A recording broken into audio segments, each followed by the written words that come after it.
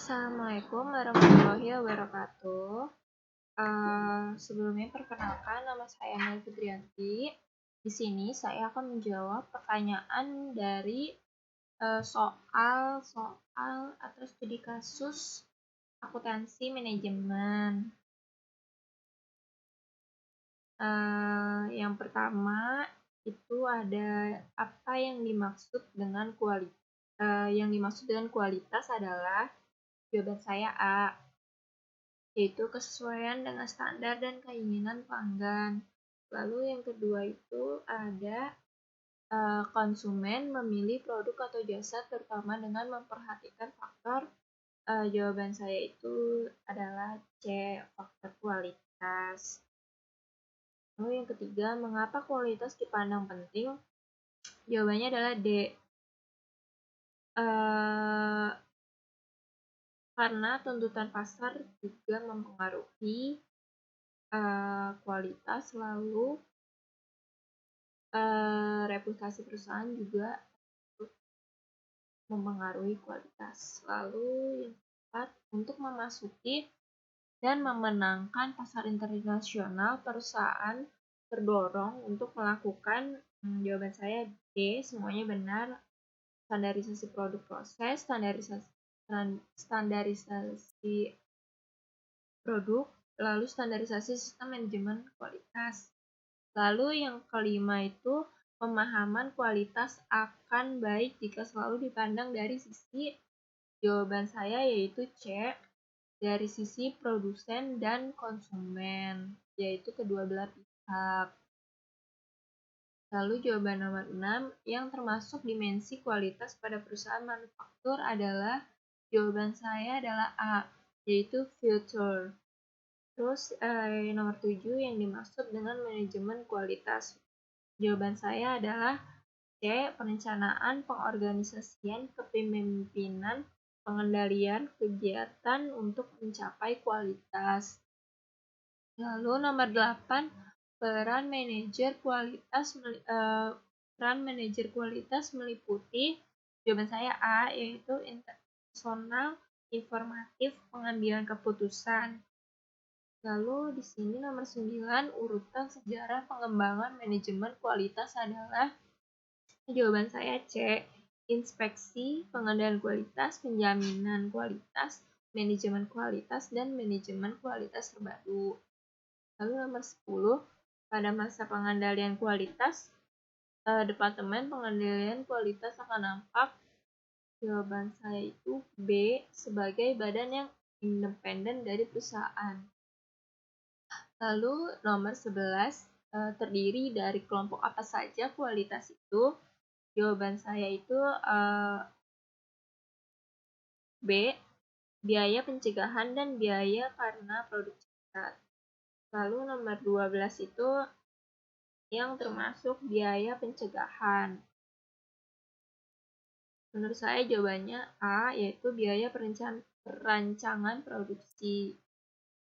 Lalu nomor 13, biaya penilaian produk meliputi biaya, jawabannya C, peralatan pengujian. Lalu nomor 14, apa yang dimaksud biaya kegagalan internal dan eksternal adalah biaya karena, jawaban saya D, semuanya benar. A, B, C itu semuanya jawabannya benar. Nomor 15, biaya kegagalan internal adalah titik-titik, jawaban saya itu C, yaitu biaya pembuangan produk. Lalu nomor 16, yang dimaksud dengan TQM.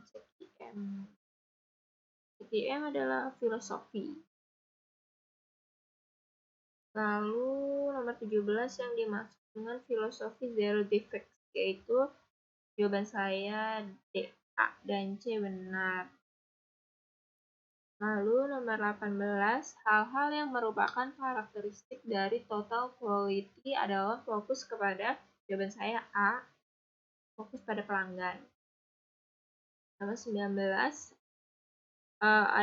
ada beberapa hal yang terkait dengan alat dan teknik untuk mewujudkan filosofi TQM, yaitu jawaban saya adalah 19 jawabannya adalah B, yaitu Kaizen analisis kekuatan dan kelemahan. Nomor 20 perubahan dalam TQM terutama dalam sumber daya manusia adalah tradisional HRM menjadi, jawaban saya D, yaitu menjadi strategik TQM. Nomor 21, hal-hal yang menjadi penghambat dalam pelaksanaan TQM adalah bila TQM, jawaban saya adalah C, diterapkan dalam organisasi yang birokratis. Lalu nomor 22, TQM akan gagal antara lain karena TQM disusun, jawaban saya C, sebagai program. Lalu nomor 23, atribut efisiensi yang harus diperhatikan agar TQM dapat terlaksana, yaitu jawaban saya A, kemampuan, dukungan, dan komunikasi. Lalu nomor 24, penyediaan pelayanan kepada pelanggan dapat dilakukan dengan, jawaban saya A, dengan menetapkan siapa pelanggan perusahaan kita. Lalu nomor 25, bentuk keterlibatan karyawan dalam quality cycle adalah, jawaban saya C, yaitu mengidentifikasi, menganalisis, dan memecahkan berbagai permasalahan pekerjaan. Lalu nomor 26, yang Anda ketahui tentang re-engineering. Jawaban saya adalah B, engineering adalah perubahan dan perbaikan dalam skala besar. Lalu nomor 27, yang dimaksud dengan yang Anda ketahui tentang benchmarking. Jawaban saya adalah A, yaitu mengadakan perbaikan dengan patokan bisnis organisasi lain yang terbaik di kelasnya. Lalu nomor 28, keterkaitan re-engineering dan benchmarking dalam TQM adalah, jawaban saya A, yaitu re-engineering dan benchmarking untuk menerapkan TQM. Lalu nomor 29, benchmarking yang dilakukan dengan membandingkan kinerja antar divisi atau wilayah pasar yang ada dikerjakan oleh unit-unit internal dalam organisasi atau perusahaan disebut, jawaban saya yaitu A juga, karena itu juga termasuk dalam internal benchmarking.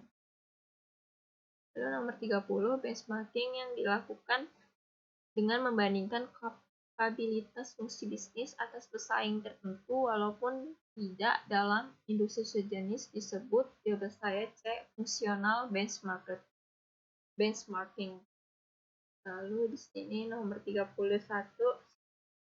Big GIT merupakan, menurut saya A, filosofi. Lalu nomor 32, Little GIT merupakan menurut saya D, teknik. Lalu konsep nomor 33 yaitu konsep GIT pertama kali diperkenalkan oleh, menurut saya B, Tai Chi of No. Lalu nomor 34, yang bukan merupakan alasan perlunya GIT adalah, jawaban saya C, memperbaiki jumlah pelanggan.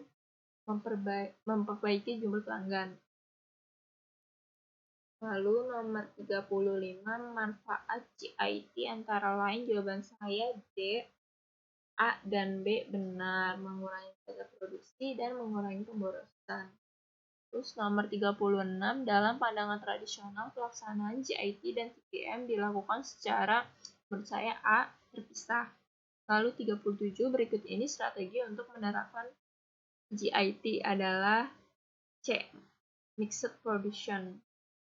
Lalu nomor 38, kartu Kanban dapat mendukung pelaksanaan, jawaban saya C, dapat mendukung pelaksanaan full production system. Nomor 39, yang bukan merupakan prinsip persediaan GIT adalah, menurut saya A, meningkatkan banyaknya pemasok.